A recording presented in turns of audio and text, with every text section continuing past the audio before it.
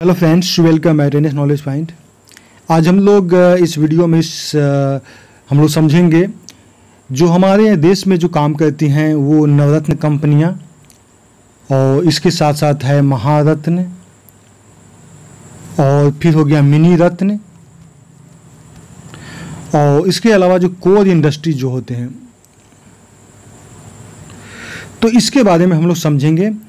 नवरत्न companies कौन कौन हैं और कितने हैं, और इसके लिए क्या क्राइटेरिया फिक्स है। महारत्न कंपनी कितने हैं और कौन कौन से, और इसके लिए क्या क्राइटेरिया है। मिनी रत्न कंपनी के लिए क्या क्राइटेरिया है और कितने हैं। और कोर इंडस्ट्रीज में 8 कोर इंडस्ट्रीज है, तो कौन कौन से कोर इंडस्ट्रीज है, और इनका जो IIP होता है, जो इंडस्ट्रियल प्रोडक्शन इंडेक्स जो होता है, वो कैसे होता है, कैसे काम करता है, इन सब चीज़ों के बारे में हम लोग समझेंगे। ये BPSC प्रीलिम्स के सेक्शन के लिए बहुत ही महत्वपूर्ण है, इकोनॉमिक सेक्शन के लिए। तो चलिए हम लोग इसको समझते हैं। तो सबसे पहले हम लोग बात करते हैं महारत्न कंपनीज के बारे में। महारत्न कंपनीज अभी जो है हमारे देश में, महारत्न वो कंपनियां हैं अभी टोटल 10 कंपनीज हैं, ठीक है। अब इसके अलावा देखा जाए तो नवरत्न कंपनी जो है वो है 14, ठीक है। और उसके अलावा जो बाकी जो मिनी रत्न कंपनी है, मिनी रत्न जितनी कंपनियां हैं वो है 74 कंपनी है, जिसमें से 62 कंपनी जो है वो कैटेगरी 1 में है, और उसके अलावा जो 12 कंपनी वो है कैटेगरी 2 में। मिनी रत्न का ही ये डिफरेंट कैटेगरीज है, ठीक है। तो इसमें इसको डिफाइन किया गया। अब हम लोग इसको समझते हैं कि ये किस आधार पे, हम लोग तो नंबर ऑफ देख लिए कि कितने नंबर ऑफ कंपनीज है। अब हम लोग किस आधार पे, तो सबसे पहले हम लोग समझते हैं महारत्न का। महारत्न के लिए एलिजिबिलिटी क्या है महारत्न कंपनी के लिए। तो सबसे पहला कंडीशन है कि कंपनी को नवरत्न कंपनी होना चाहिए, ठीक है। दूसरा जो है वो है कंपनी को भारतीय शेयर बाजार जो है, जो इंडियन स्टॉक एक्सचेंज है, उसमें रजिस्टर्ड होना बहुत ज़रूरी है, पंजीकृत होना ज़रूरी है, और सेबी द्वारा जो उसका सीमा तय किया गया है उसके हिसाब से उसका कुछ शेयर जो है आम लोगों के पास भी होना चाहिए। तो इसे मुख्य रूप से आपको महारत्न कंपनी के जो पहला जो है कि नवरत्न होना चाहिए, दूसरा है कि एक स्टॉक एक्सचेंज में ये रजिस्टर्ड होना चाहिए। तीसरा देखें, तीसरा इसका एलिजिबिलिटी में है कि पिछले 3 साल के दौरान औसत वार्षिक कारोबार यानी एवरेज एनुअल टर्नओवर जो है वो 25,000 करोड़ होना चाहिए। कितना होना चाहिए? 25,000 करोड़। कितना? औसत वार्षिक कारोबार पिछले 3 साल के दौरान, ठीक है। तीसरा हो गया। चौथा देखें, पिछले 3 साल में कंपनी का कुल औसत वार्षिक संपत्ति जो होना चाहिए वो होना चाहिए 15,000 करोड़। वार्षिक संपत्ति की बात किया जा रहा है पिछले 3 साल में, तो 15,000 करोड़ या इससे अधिक होना चाहिए, ठीक है। 5वां क्राइटेरिया देखें तो 5वां क्राइटेरिया में है कि पिछले 3 साल के दौरान जो कैश कर चुका था, जो टैक्स पे करता है, टैक्स पे करने के बाद कंपनी का कुल लाभ जो है 5,000 करोड़ होना चाहिए, एकदम शुद्ध लाभ 5,000 करोड़ या इससे अधिक होना चाहिए। और 6ठा पॉइंट जो है वो है कि ये कंपनी जो है अंतर्राष्ट्रीय स्तर पे भी फेमस होना चाहिए। तो ये 6 क्राइटेरिया है महारत्न कंपनीज का। फिर से हम लोग देख लेते हैं। पहला, नवरत्न होना चाहिए। दूसरा कि इंडियन स्टॉक एक्सचेंज में रजिस्टर्ड होना चाहिए, और सेबी के द्वारा जो मानक तय किया गया उसको फॉलो करना चाहिए, और इसका कुछ शेयर जो है आम पब्लिक के पास भी होना चाहिए। तीसरा है कि पिछले 3 साल के दौरान इसका 25,000 करोड़ रुपए का इसका टर्नओवर होना चाहिए या उससे अधिक। चौथा पॉइंट है कि पिछले 3 साल में वार्षिक संपत्ति जो है 15,000 करोड़ या उससे अधिक होना चाहिए। और 5वां पॉइंट है कि उसका टोटल देखा जाए तो निवल यानी टोटल लाभ जो है, कुल लाभ इसको जो है 5,000 करोड़ रुपया से होना चाहिए ज़्यादा, टैक्स हटा के, ठीक है। और 6ठा देखें कि अंतर्राष्ट्रीय लेवल पे इस कंपनी का अपना एक पहचान हो, ठीक है। अब हम लोग देखते हैं नवरत्न कंपनीज के लिए कि नवरत्न कंपनीज के लिए क्या एलिजिबिलिटी है। तो नवरत्न कंपनीज के लिए पहला एलिजिबिलिटी है कि मिनी रत्न का जो कैटेगरी है, मिनी रत्न का कैटेगरी 1 जो है उसके अंदर रजिस्टर्ड हो, ठीक है।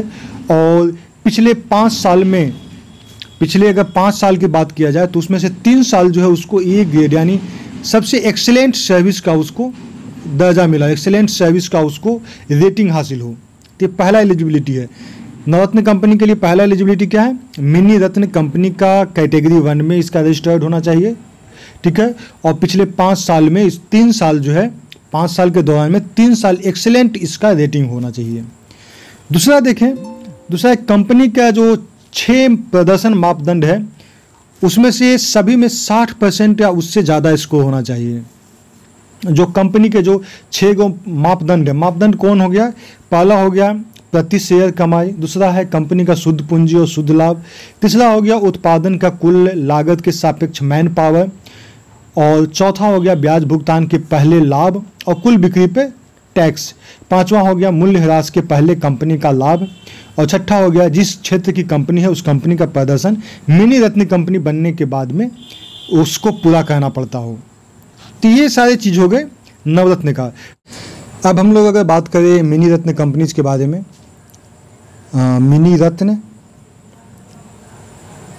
तो इस कंपनी की बात करें तो इसमें 2 कैटेगरी है, 1 एंड कैटेगरी 2 है। कैटेगरी 1 में टोटल 62 कंपनीज को रजिस्टर किया गया और कैटेगरी 2 में आते हैं टोटल 12 कंपनी, टोटल मिला के अभी 74 कंपनी जो है मिनी रत्न में। तो ये आपको लिस्ट रखिएगा ध्यान प्रीलिम्स के लिए, प्रीलिम्स में आपको पूछा सकता है कि अभी टोटल मिनी रत्न कंपनीज कितना है, तो 74। बस इससे ज़्यादा क्वेश्चन इसमें अभी तक नहीं पूछा गया और नहीं पूछने की चांस है। हालांकि इसके अगर मिनी रत्न किस कंपनी को हम लोग डिफाइन करेंगे तो ऐसी कंपनी, वैसी सार्वजनिक क्षेत्र की कंपनी यानी पब्लिक सेक्टर की बात किया जा रहा है, तो पब्लिक सेक्टर की वैसी कंपनीज जो पिछले 3 साल में लगातार लाभ अर्जित किया है और उसका जो नेट वर्थ जो है, नेट वर्थ यानी इसका कहा जाए तो नेट वर्थ कहा जाए तो ये पॉजिटिव रहा हो, यही बेसिक क्राइटेरिया है मिनी रत्न कंपनीज के लिए। अब हम लोग इस कंपनीज के बारे में हम लोग तो देख लिए, अब हम लोग समझते हैं कि जो महारत्न कंपनीज है, महारत्न कंपनीज में कौन कौन सी ऐसी कंपनियां हैं। महारत्न में जैसा हम लोग जानते हैं, आप लोग बताइए महारत्न में कितना है, तो महारत्न में टोटल कंपनी जो है वो है 10 है। अब 10 कंपनीज कौन कौन है? पहला देखें तो भारत हेवी इलेक्ट्रिकल लिमिटेड यानी भेल, ठीक है।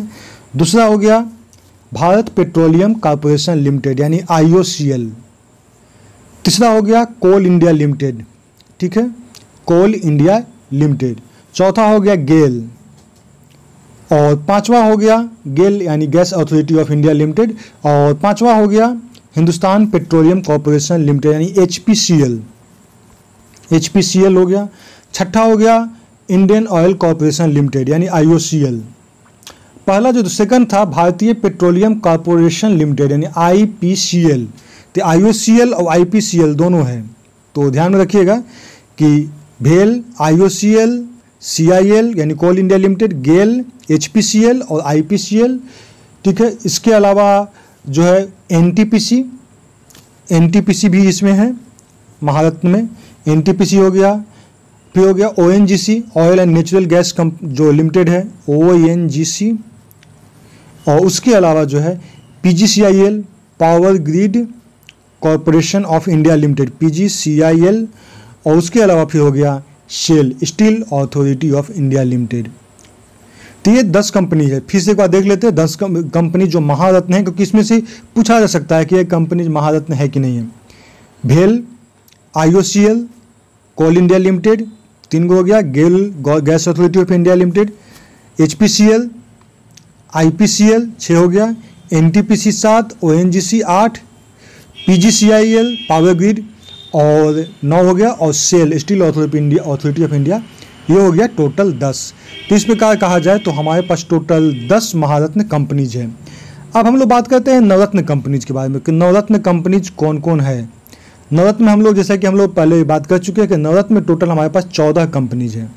कितना है? 14 कंपनीज है। उस सब कंपनीज को हम लोग देख लेते हैं। नवरत्न वाला कंपनी जो है वो पहला देखें तो वो है भारत इलेक्ट्रॉनिक्स लिमिटेड, इसको कहते हैं BEL, भारत इलेक्ट्रॉनिक्स लिमिटेड। उसके अलावा हो गया CCIL container corporation of India limited, CCIL, ठीक है, container corporation of India limited. फिर है इंजीनियर्स इंडिया लिमिटेड यानी EIL। उसके अलावा हो गया हिंदुस्तान एरोनॉटिक्स लिमिटेड जिसको हम लोग कहते हैं HAL। उसके अलावा है महानगर टेलीफोन निगम लिमिटेड यानी MTNL भी जो है वो नवरत्न कंपनी है।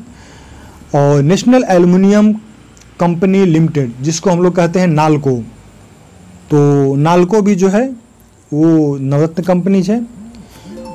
नाल्को के बाद में हम लोग बात करें तो वो है NBCCL NBCCL का मतलब हो गया NBCC India limited, NBCC India limited. फिर है NMDC लिमिटेड, NMDC। फिर है NLC इंडिया लिमिटेड, NLC। फिर है ऑयल इंडिया लिमिटेड, ठीक है। Power finance corporation limited, power finance corporation limited, PFCI। उसके अलावा है राष्ट्रीय इस्पात निगम लिमिटेड, राष्ट्रीय इस्पात निगम लिमिटेड यानी RINL। उसके अलावा हो गया RECL यानी रूरल इलेक्ट्रिफिकेशन कॉरपोरेशन लिमिटेड यानी ग्रामीण विद्युतीकरण निगम लिमिटेड, ये हो गया 13वां। और 14वां हो गया जो हो गया shipping corporation of India limited, जिसको हम लोग कहते हैं SCIL। तो टोटल ये नवरत्न में 14 कंपनीज हैं। महारत्न का आप सारे के सारे 10 कंपनीज को आप याद कर लीजिएगा। नवरत्न में आप सारे कंपनीज को भी इसको ध्यान में रखिएगा। महारत्न का एलिजिबिलिटी क्राइटेरिया आप रख लीजिएगा ध्यान में, क्योंकि प्रीलिम्स में क्वेश्चन उससे पूछा जा सकता है, ठीक है। तो ये टोटल हम लोग देख लिए। अब बाकी मणिरत्न में जो हम लोग देख लिए 74 कंपनी, जो बहुत सारी कंपनी जो उससे क्वेश्चन नहीं पूछेगा। अब हम लोग उसके आगे की बात करते हुए बात करते हैं कोर इंडस्ट्रीज के बारे में। कोर इंडस्ट्रीज किसको कहते हैं? तो कोर इंडस्ट्रीज वैसे 8 इंडस्ट्रीज को लिस्ट बनाया गया है, जो कि भारतीय अर्थव्यवस्था में उनकी बहुत महत्वपूर्ण भूमिका होती है। और ये 8 कोर इंडस्ट्रीज जो है इंडेक्स ऑफ इंडस्ट्रियल प्रोडक्शन में इनका योगदान होता है, ठीक है। तो टोटल 8 कोर इंडस्ट्रीज हैं, ये ध्यान में रखिएगा। क्वेश्चन ये भी पूछा जाता है कि टोटल भारत में कितने कोर इंडस्ट्रीज है? 8 कोर इंडस्ट्रीज कौन कौन है? पहला है कोल इंडस्ट्रीज, दूसरा है कच्चा तेल यानी क्रूड ऑयल, और तीसरा है नेचुरल गैस, और चौथा जो है रिफाइनरी प्रोडक्ट, पांचवा हो गया फर्टिलाइजर, और छठा हो गया स्टील, और सातवां हो गया सीमेंट, और आठवां हो गया इलेक्ट्रिसिटी। तो ये ध्यान में रखिएगा कि यही 8 कोर इंडस्ट्रीज है।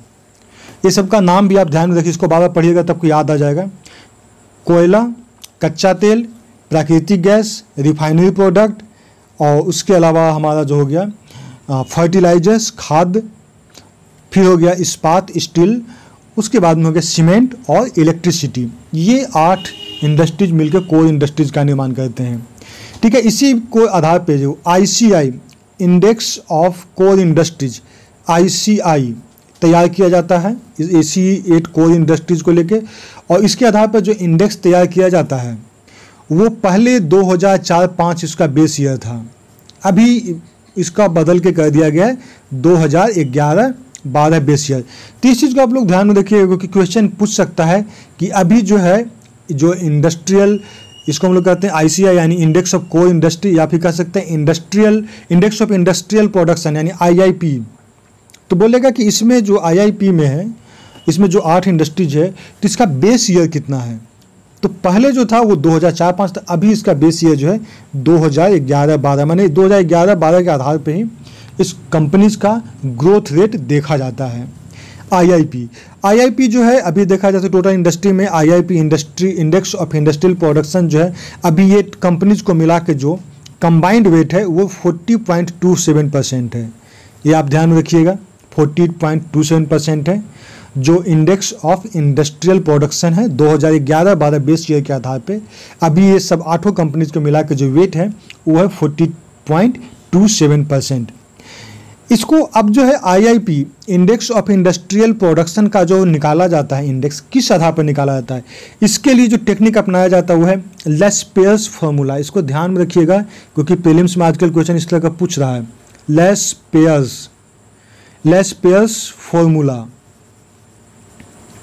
लेस-पेयर्स फार्मूला के आधार पे ही इसका इंडेक्स कैलकुलेट होता है। अभी के समय देखा जाए फिलहाल, तो अभी के समय सबसे जो अच्छा परफॉर्मेंस कर रही है वो कर रही है पेट्रोलियम 28.04, ठीक है। उसके बाद में सेकंड में आता है इलेक्ट्रिसिटी 19.85, ठीक है। और सबसे अभी लिस्ट परफॉर्मेंस में चल रहा है, वो लिस्ट कंट्रीब्यूशन जो है IIP में वो है फर्टिलाइजर्स का, इसका कितना 2.63। तो ये चीज़ बेसिक चीज़ है जिसको आप लोग ध्यान में रख लीजिएगा, क्योंकि क्वेश्चन यहाँ से पूछने की इकोनॉमिक्स में बहुत ज़्यादा संभावना बनती है। इसमें मैंने आपको जो समझाया वो पहले तो समझाया महारत्न, नवरत्न और मिनी रत्न। महारत्न में कितनी कंपनीज हैं उसकी एलिजिबिलिटी क्या है, नवरत्न में कितनी कंपनीज हैं उसकी एलिजिबिलिटी क्या है, और मिनी रत्न के मतलब 74 कंपनीज जो है उसको कैटेगरी 1 और कैटेगरी 2 में डिवाइड किया गया है, दोनों ध्यान में रख लीजिएगा। उसके अलावा जो कोर इंडस्ट्रीज की हम लोग बात करें तो कोर इंडस्ट्रीज में 8 जो कोर इंडस्ट्रीज है इसको याद रखिएगा। और IIP जो है इंडस्ट्रियल इंडेक्स, जो इंडेक्स ऑफ प्रोडक्शन यानी इंडेक्स ऑफ इंडस्ट्रियल प्रोडक्शन जो तैयार किया जाता है वो इसी 8 कोर इंडस्ट्रीज पर ही किया जाता है। इसका भी कंबाइंड वेट जो है 40.27 इसका भी योगदान है, और ये 2011-12 के बेस ईयर पर तैयार होता है। इसको जो बेस ईयर के आधार पर जो कैलकुलेट किया जाता है वो कैलकुलेट करने के लिए जो फार्मूला है वो है लेस्पेयर्स फार्मूला है। इस तरह से हम लोग इंडस्ट्रीज के बारे में बेसिक इन्फॉर्मेशन रख ली प्रीलिम्स के लिए। Okay friends, thanks for watching. Okay, bye bye and take care.